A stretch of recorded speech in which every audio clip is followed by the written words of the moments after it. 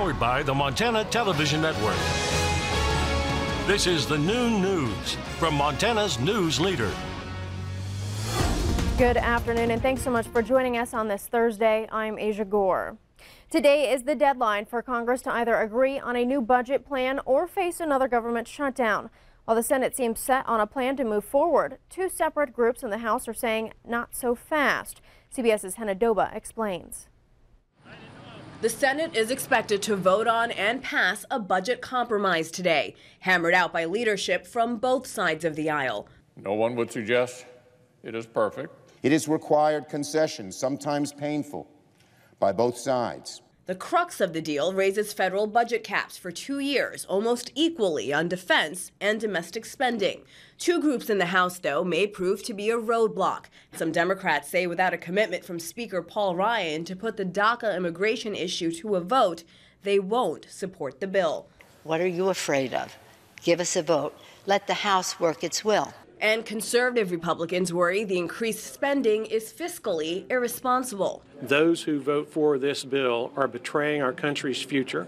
The Senate deal also funds the government itself for just 6 more weeks. That's another stopgap measure, though, since if after that time lawmakers can't agree on a long-term deal, the government could face another shutdown. Helena, CBS News. The deal also earmarks $90 billion for areas hit by hurricanes and wildfires, $20 billion for infrastructure, and $6 billion for the opioid crisis. White House Staff Secretary Rob Porter has resigned after 2 of his ex-wives claim he abused them. One says Porter punched her in the face. Porter calls the charges false and outrageous. Initially, the White House stood by Porter, with Chief of Staff John Kelly calling him a man of integrity. But Kelly later changed his statement to say he was shocked by the new allegations. The FBI did share the claims with the White House back in November.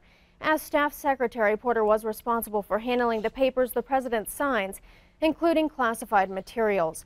It's unclear if Porter ever received full security clearance. Here in Montana, a former Helena teacher faces life in prison for allegedly having sex with an underage student. Renee Carter appeared in Lewis and Clark County Justice Court this morning on 1 count of sexual intercourse without consent. Carter allegedly had repeated sexual intercourse with a teenage boy between February and June of 2015 when he was under the age of consent. Carter worked as a special education teacher with Helena schools starting in 1998 and resigned in July of 2015. She was released today without bond. The man who claims he operated a legal escort service in Montana convicted at trial of sex trafficking. The jury handed down its guilty verdict for Terrence Edwards on Wednesday. Edwards was found guilty of all 10 charges.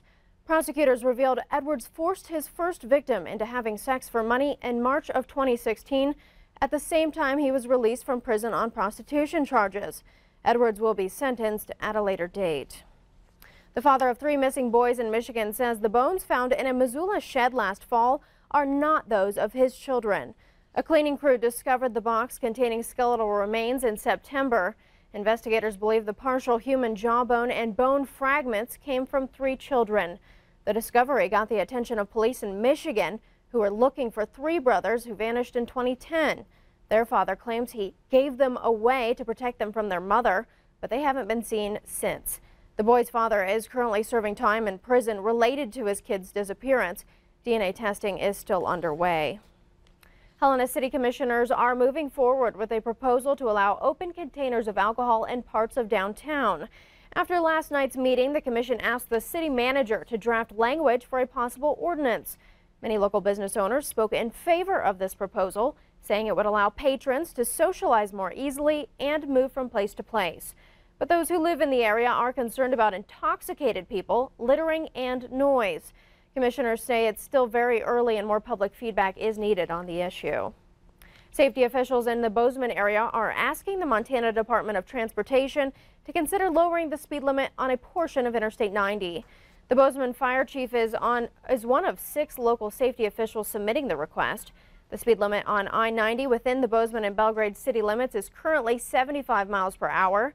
In many other large cities across Montana, like Billings, the speed limit decreases to 65 miles per hour on portions of interstate within city limits.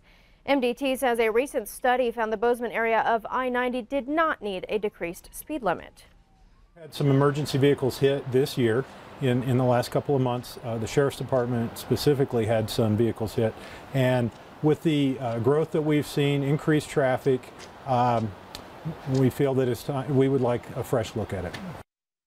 MDT says it won't conduct another study until Bozeman's population reaches 50,000 people, which at current growth rates would be in 2020. We turn now to the weather scene, and it's important to keep in mind with this weather that we are safe on those roads, maybe not driving quite at the speed limit. Absolutely, and a lot of cases today, Aja. We've already had quite a few reports looking into western or eastern Montana. We'll start there with reports of more than 6 inches of snow scattered across much of the eastern plains, especially in southeastern Montana so far. Freezing rain reported in Billings and also in Choteau, and wind gusts along I-90 have been over 60 miles an hour so far this morning. We have winter storm warnings, winter weather advisories into effect for a good portion of the region. Areas of blowing snow can develop around Kalispell as we start getting into the afternoon. And for later in the day, we're going to add additional areas with more winter storm warnings and winter weather advisories in the western portion of the state. We'll break down more of the forecast coming up. Thanks, Ed. We'll check back in. The Olympic torch toured the Republic of Korea before making its way to Pyeongchang for the opening ceremony today. Back in 2002, when the Olympic Games were held in Salt Lake City, the torch passed through the hands of a familiar Montanan. Here's what Lieutenant Governor Mike Cooney has to say about the experience. He called me one day and he said, "This may seem crazy, but I've nominated you. I think you'd be great. You've done a lot of things, and this would be a nice way to, you know, cap off your career as Secretary of State." Next thing I know, I get a large amount of paper to fill out. And they asked all sorts of questions, and I filled it out. I got a notice saying you've been selected, and there was corporate sponsorship. The torches actually cost. You had to buy your torch unless you were sponsored by a company that would do it. I was sponsored by Coca-Cola. Then I received instructions to go to West Yellowstone, and that's where my route was going to be. And there were 5 or 6 of us who ran the torch through West Yellowstone. Yeah, they suggest you hold it right there where this part meets the metal. It was great honor, totally unexpected. There's the number that was because I had the number on my outfit too, number 29. I had the privilege of serving as the interim director of the Montana Historical Society, and it was something that I just thoroughly enjoyed. I got to really know how this place operated, how they took care of things, treasures, and I asked them. I said, "I have this.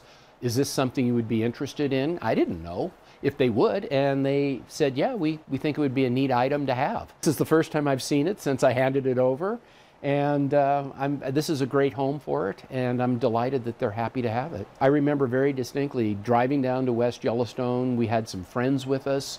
We made it a day. We did the run. It was very special to be a part of it.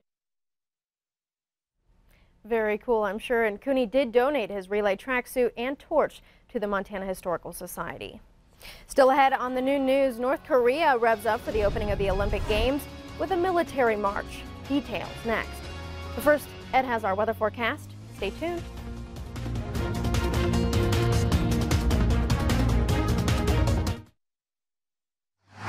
You're watching MTN News with Aja Goare. Storm Tracker weather with Ed McIntosh, and farm and ranch news from the Northern Egg Network. This is the new